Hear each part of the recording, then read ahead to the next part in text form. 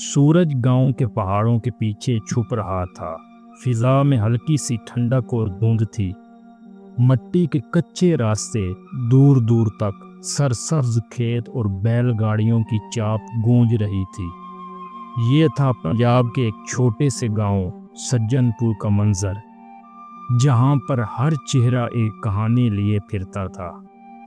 रेहान एक मेहनती, एहसास और खामोश तबीयत का नौजवान, जो अपने वालिद के बाद घर का वाहिद सहारा था। जरिया गांव की सबसे हसीन और बाअदब लड़की, जिसकी आंखों में कुछ छुपी हुई कहानियां थीं। हाजी इलियास, रेहान का मामू, जो एक वक्त में बहुत अमीर था मगर अब दुनिया से किनारा कशी इख्तियार कर चुका था। नायला, जरिया की सहेली, जो हमेशा सच बोलने से नहीं डरती थी। रामदीन, गांव का एक चपरासी मगर हर राज का गवाह था। रेहान खेतों से वापसी पर जब दरख्त के साए में बैठा तो उसकी आंखों में थकन और दिल में अधूरे ख्वाबों का तूफान था। जिंदगी के दुख उसकी खामोशी में छुपे थे। इसी दौरान जरिया अपनी छोटी बहन को लिए खेतों के किनारे आई।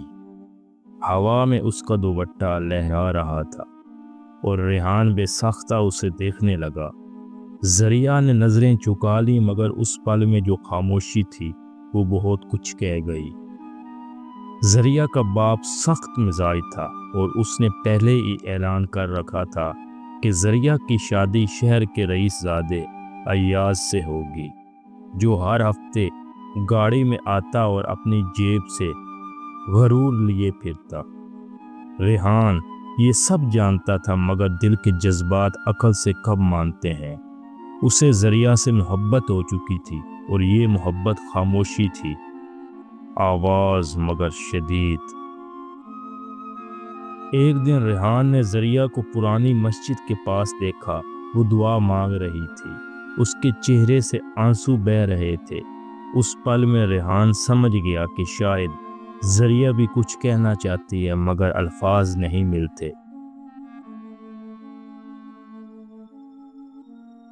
गांव की पुरानी मस्जिद के करीब वही दरख्त था जहां रेहान अक्सर बैठकर जरिया को दूर से देखा करता था। लेकिन उस दिन कुछ मुख्तलिफ था। जरिया निहायत खामोश और परेशान दिखाई दे रही थी। उसके चेहरे पर धूप का अक्स था, मगर आंखों में उदासी की छाएं। रेहान ने कुछ देर खामोशी से उसे देखा, फिर हिम्मत करके आगे बढ़ा। अगर दिल भरा हुआ हो तो दुआ भी खामोश हो जाती है। जरिया चौंकी, मगर फिर नजरें नीची कर ली। कभी कभी दिल में इतना कुछ होता है कहने को, मगर खुदा के सामने जबान बंद हो जाती है। ये पहला मौका था। दोनों ने लफ्जों में कुछ बांटा था, अगरचे छोटे छोटे जुमले थे, मगर उनमें सदियों की खामोशी थी। रेहान ने इस लम्हे को कैद कर लिया था। वो जान गया था ये वो पल था जब दिल बोल पड़ता है, चाहे जबान खामोश ही रहे। जरिया के वालिद अय्याज से रिश्ता तय कर चुके थे। अय्याज शहर का रईसजादा था, मगर उसका किरदार मशकूक था। गांव के कई लोग जानते थे कि वो औरतों के साथ खिलवाड़ करता है, मगर कोई खुलकर कुछ कहने की हिम्मत न करता। रेहान के दिल में तूफान था। वो सोचता था, क्या वफा सिर्फ अमीरों के नसीब में होती है? क्या मोहब्बत का हक सिर्फ उन्हीं के लिए है जो दुनिया के पैमाने पर कामयाब होते हैं? जरिया की सहेली नाइला एक बेबाक लड़की थी। उसने एक दिन जरिया से कहा, जरिया, अयाज तुम्हें इज्जत नहीं देगा। उसकी नज़रों में तुम एक खूबसूरत खिलौना हो, लेकिन रेहान, वो तुम्हें टूटने नहीं देगा। जरिया ने नरमी से कहा, मेरी किस्मत तो पहले ही किसी और की मुट्ठी में है। रेहान रात को मस्जिद के साए में बैठा आसमां की तरफ देख रहा है। हवा की हल्की सी सरगोशी में उसे जरिया की आवाज़ सुनाई दी, रेहान, अगर वक्त साथ दे तो क्या तुम मेरा हाथ थामोगे? रेहान की आंखों से आंसू निकले और उसने आसमान की तरफ हाथ उठाकर कहा, या रब, ये मोहब्बत इम्तिहान बन गई है, मगर वफा मेरा हथियार है। رات کے دوسرے پہر گاؤں کی فضا پر اسرار خاموشی میں ڈوبی ہوئی تھی۔ کہیں دور کتے بھونک رہے تھے اور دریا کا پانی سرد ہوا کے ساتھ لہریں مار رہا تھا۔ ریحان کے کمرے میں ایک چراغ جل رہا تھا۔ اس کی ماں فاطمہ بی بی نے ریحان کے چہرے کو دیکھا جو سوچوں میں ڈوبا ہوا تھا۔ بیٹا، کچھ سوال ایسے ہوتے ہیں جن کا جواب وقت دیتا ہے۔ تم جو سہ رہے ہو وہ ایک دن کسی اور کی پناہ بنے گا۔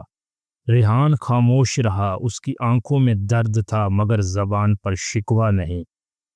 چند دن بعد زریہ اور ایاز کی منگنی کی تقریب تھی۔ پورا گاؤں مدعو تھا۔ بڑے بڑے دسترخوان، رنگ برنگی روشنی اور پیسے کی چمک نے ہر کسی کو متاثر کیا مگر ریحان وہاں موجود نہیں تھا۔ زریہ دلہنوں جیسا لباس پہنے مگر چہرے پر ویرانی تھی۔ اس کی نگاہیں بار بار دروازے کی طرف اٹھتیں جیسے کوئی امید ابھی بھی زندہ ہو۔ نائلہ نے آہستہ سے کہا، کیا تمہیں لگتا ہے وہ آئے گا؟ زریہ کی آنکھوں میں آنسو تہرنے لگے۔ نہیں، مگر دل ہے کہ اس کی آہٹ سننے سے باز نہیں آتا۔ اسی دوران ایک انجان نوجوان تقریب میں آیا۔ اس کے ہاتھ میں کچھ تصاویر تھیں۔ اس نے حاجی الیاس کے کان میں کچھ کہا اور پھر ایاز کی تصویریں سب کے سامنے رکھ دیں، جس میں وہ شہر میں ایک لڑکی کے ساتھ نازیبا انداز میں موجود تھا۔ تقریب ایک دم ساکت ہو گئی، شور مچ گیا۔ حاجی الیاس چیخا، یہ سب کیا ہے ایاز بوکھلا گیا مگر اب وقت گزر چکا تھا۔ اس کی حقیقت سب کے سامنے آ چکی تھی۔ زریہ نے آنسوؤں کے ساتھ اپنی انگوٹھی زمین پر پھینک دی اور تقریب کو بیچ میں چھوڑ کر باہر نکل گئی۔ اسی رات زریہ تنہا مسجد میں آئی۔ ریحان وہاں پہلے سے ہی موجود تھا، قرآن کے اوراق پلٹ رہا تھا۔ ریحان، اگر میں تھک جاؤں، اگر میرے فیصلے غلط نکلیں تو کیا تم میرا ہاتھ پھر تھامو گے؟ ریحان کی آنکھوں میں آنسو آ گئے۔ اس نے خاموشی سے اپنا ہاتھ آگے بڑھایا اور کہا، کوئی لفظ نہیں، صرف وفا کی گواہی۔ ریحان نے زریہ سے کہا، مجھے تمہاری محبت نہیں چاہیے، مجھے تمہاری خوشی چاہیے، اور اگر وہ خوشی میرے بغیر ہے تو میں دعا کرتا ہوں کہ تم کبھی اداس نہ ہو۔ زریہ نے اس کے ہاتھ کو پکڑ لیا، پہلی بار اپنی مرضی سے اپنے دل کی آواز پر، اور اس لمحے صدیوں کی خاموشی ٹوٹ گئی۔ صبح کی ہلکی روشنی گاؤں کے چھوٹے سے مکتب پر پڑ رہی تھی، جہاں ریحان بچوں کو قرآن پڑھا رہا تھا۔ اس کے چہرے پر سکون تھا مگر آنکھوں میں وہ چمک نہیں تھی جو کبھی زریہ کی بات پر آ جاتی تھی۔ زریہ اب گاؤں کی لڑکیوں کو سلائی اور کڑھائی سکھانے لگ گئی تھی۔ اس کی زندگی اب کسی کے انتظار میں نہیں تھی مگر اس کی خاموشی بتاتی تھی کہ کوئی کمی اب بھی باقی ہے۔ ایک دن زریہ کے ہاتھ ایک پرانا لفافہ آیا۔ اسے کھولا تو اندر ایک خط تھا، ریحان کا لکھا ہوا، پرانا مگر تازہ سا۔ زریہ، میں نے تمہیں کھونے کا درد جھیلا اور پھر تمہیں واپس پا لینے کی امید میں جینا سیکھا، مگر سچ کہوں محبت کبھی مکمل نہیں ہوتی، وہ یا تو دعا بن جاتی ہے یا قربانی۔ اگر قسمت میں ہو تو تم میری ہوگی، اگر نہیں تو میں شکر ادا کروں گا۔ تم خوش رہو ریحان۔ زریہ نے خط کو سینے سے لگا لیا۔ ایک خاموش سا آنسو اس کے رخسار پر بہہ نکلا۔ ریحان کی ماں فاطمہ بی بی اب بستر مرگ پر تھی۔ اس نے ریحان سے آخری بار کہا، بیٹا، اگر زریہ تمہارے نصیب میں ہے تو واپس ضرور آئے گی اور وہ تمہیں ملے گی، مگر اگر وہ کسی اور کی ہے تو تمہاری محبت کی قیمت یہ ہے کہ تم اس کے لیے دعا کیا کرو۔ ریحان نے ماں کی بات کو دل پر لکھ لیا۔ چند دن بعد فاطمہ بی بی نے دنیا کو خیر بات کہہ دیا۔ ریحان کی دنیا جیسے رک گئی ہو۔ زریہ جنازے پر پہنچی مگر خاموشی سے صرف آنکھوں سے فاتحہ پڑھی اور ایک پھول قبر پر رکھ دیا۔ زریہ کا باپ اب شرمندہ تھا مگر معاشرے کی باتوں کے خوف سے ذریعہ کی دوبارہ منگنی کی بات چھیڑنے لگا۔ اس بار ایک شہر کے بڑے خاندان سے رشتہ آیا تھا۔ ذریعہ نے خاموشی سے سب سنا اور رات کو اللہ کے حضور سجدے میں گر گئی۔ اے مالک، اگر یہ فیصلہ میرا نہیں تو میرے دل کو قبول کی طاقت دے، اور اگر یہ فیصلہ غلط ہے تو مجھے ہدایت دے کہ میں لڑ سکوں، سہ سکوں اور سچائی پر کھڑی رہ سکوں۔ ادھر ریحان ماں کی موت کے بعد دل برداشتہ سا ہو گیا۔ اس نے گاؤں چھوڑنے کا اور شہر میں مدرسہ کھولنے کا فیصلہ کیا۔ ریحان دوست ناصر سے، یہ زمین میرے خوابوں کی قبر بن گئی ہے، شاید نئے شہر میں مجھے کوئی نیا مقصد مل جائے۔ ناصر نے افسوس سے کہا اور ذریعہ۔ ریحان کی آنکھوں میں نمی آ گئی مگر ہونٹوں پر خاموشی چھا گئی۔ جانے سے پہلے ریحان نے مکتب کے بچوں کو الوداع کہا۔ جب وہ گاؤں کے داخلی دروازے پر پہنچا تو ایک اور آواز آئی، ریحان۔ یہ آواز ذریعہ کی تھی، دوپٹے میں لپٹی، آنکھوں میں نمی لیے، ہاتھ میں وہی خط۔ کیا تم آج بھی ویسے ہی چاہتے ہو جیسے کل چاہتے تھے؟ ریحان نے اس کی آنکھوں میں دیکھا اور پہلی بار ہنسا۔ وہ خاموشی جو برسوں سے تھی اس لمحے بولنے لگی، ریحان، محبت تو رک جاتی ہے مگر وفا وہ سفر کرتی ہے۔ ریحان نے ذریعہ کو دیکھا، وہی نگاہیں، وہی سادگی، وہی دل کی آواز جس نے برسوں سے اسے جینے کا حوصلہ دیا۔ گاؤں کے داخلی دروازے پر کھڑے دونوں کے درمیان خاموشی تھی مگر دلوں میں ایک طوفان برپا تھا۔ ریحان نے اپنا بستہ نیچے زمین پر رکھا اور ذریعہ کی طرف قدم بڑھائے۔ ریحان، تم واپس کیوں آئی؟ ذریعہ، کیا رخصتی کے بعد آنے والوں کے لیے کوئی جگہ رہتی ہے؟ ذریعہ آہستہ آواز میں کبھی گئی ہی نہیں۔ ریحان، جسم کسی اور کی امانت تھا، دل تو تمہارے ہی پاس رہتا تھا۔ ریحان کی آنکھوں سے آنسو نکل پڑے۔ اس نے ذریعہ کی طرف ہاتھ بڑھایا۔ ایک لمحے کو لگا جیسے وقت تھم گیا ہو۔ اب ذریعہ نے ہاتھ بڑھایا، پیچھے سے اس کے باپ کی آواز آئی، ذریعہ، تم نے ہمیں ہمیشہ شرمندہ کرایا ہے، واپس چلو۔ ریحان نے ذریعہ کا ہاتھ چھوڑ دیا۔ ریحان، محبت کو زبان نہیں چاہیے لیکن دنیا کے سامنے وہی جیتتا ہے جس کے پاس طاقت ہو، اور ہماری طاقت صرف دل کی تھی۔